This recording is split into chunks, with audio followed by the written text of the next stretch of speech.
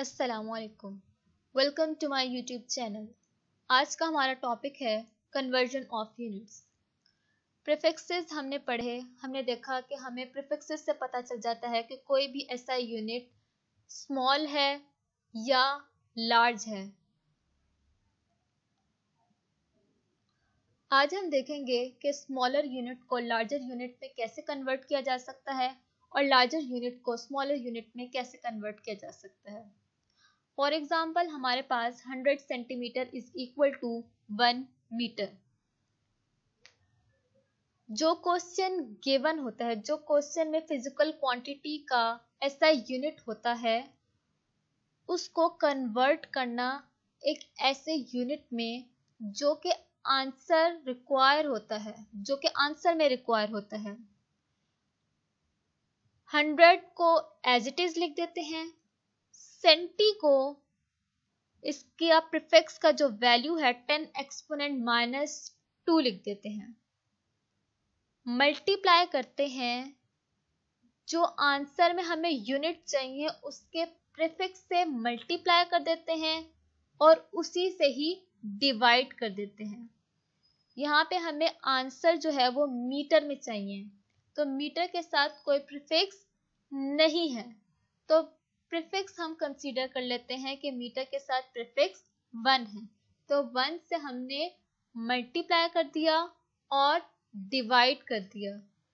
जब हम इसको सॉल्व करेंगे तो हमारे पास 1 मीटर आंसर आता है, जो कि हमारी इस इक्वेशन के तहत बिल्कुल करेक्ट आंसर है। नेक्स्ट एग्जांपल देख लेते हैं। 1000 millimetre is equal to 1 metre.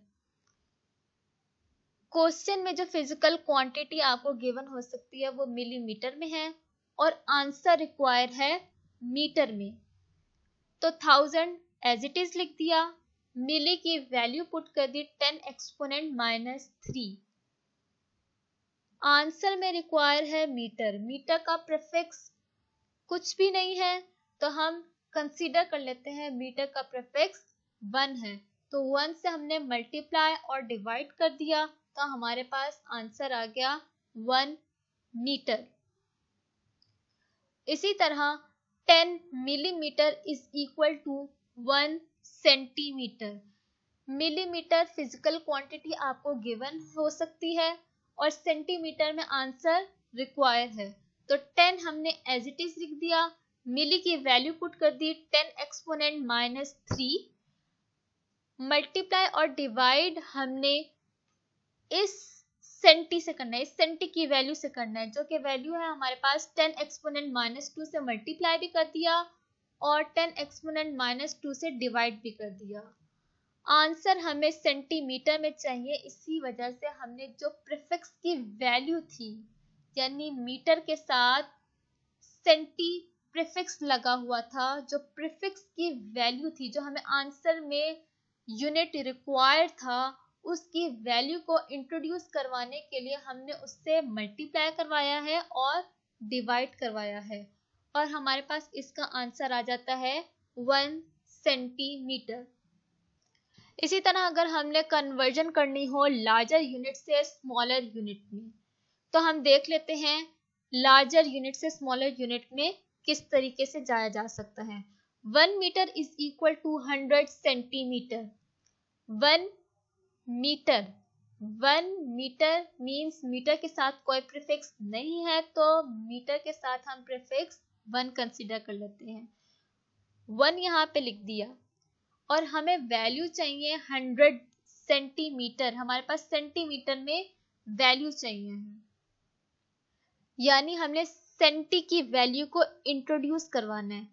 Metre से सेंटीमीटर में जाने के लिए हमें सी जो है इंट्रोड्यूस करवाना पड़ेगा, यानी सी की वैल्यू क्या है 10 एक्सपोनेंट माइनस 2 इंट्रोड्यूस करवाना पड़ेगा।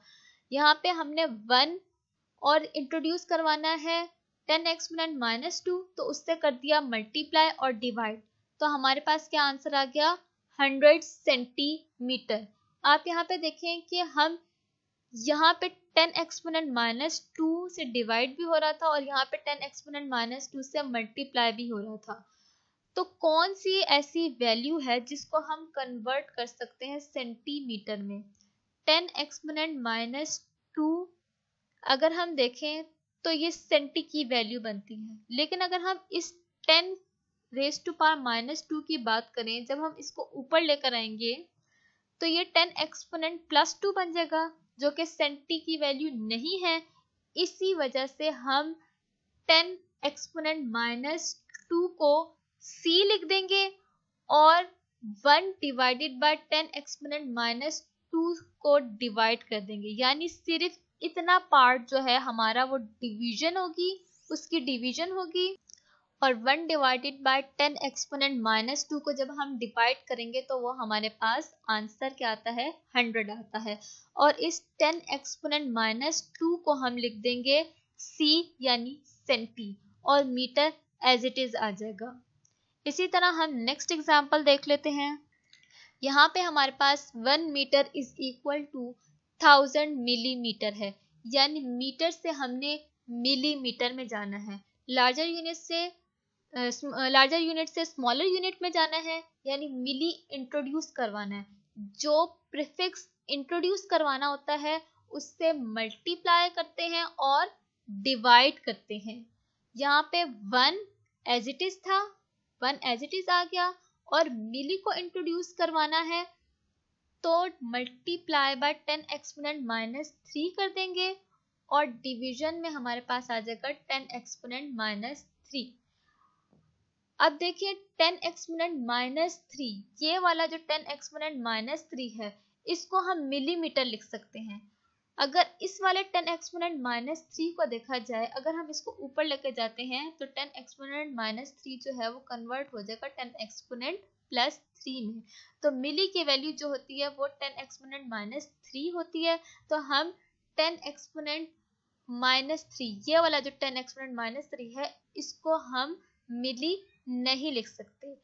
इतने पार्ट को हम m लिख देंगे और 1 डिवाइडेड बाय 10 एक्सपोनेंट माइनस 3 कर देंगे, जो कि हमारे पास आंसर आ जाएगा 1000। और इस 10 एक्सपोनेंट माइनस 3 को लिख देंगे m, जो कि इसकी वैल्यू है मिली की, और साथ मीटर आ जाएगा जो कि उसका SI यूनिट है। इसी तरह एक और एग्जांपल देख लेते हैं। 1 centimetre is equal to 10 millimetre. Centimetre से हमने मिलीमीटर में जाना है। सेंटीमीटर इज लार्जर यूनिट और and millimetre is a smaller unit. Centi की हमारे पास वैल्यू होती है 10 एक्सपोनेंट माइनस 2 और मिली की हमारे पास वैल्यू होती है 10 एक्सपोनेंट माइनस 3। यानी हमने सेंटी को यहाँ से खत्म करवाना है और इसके बजाय इंट्रोड्यूस करवाना है मिली।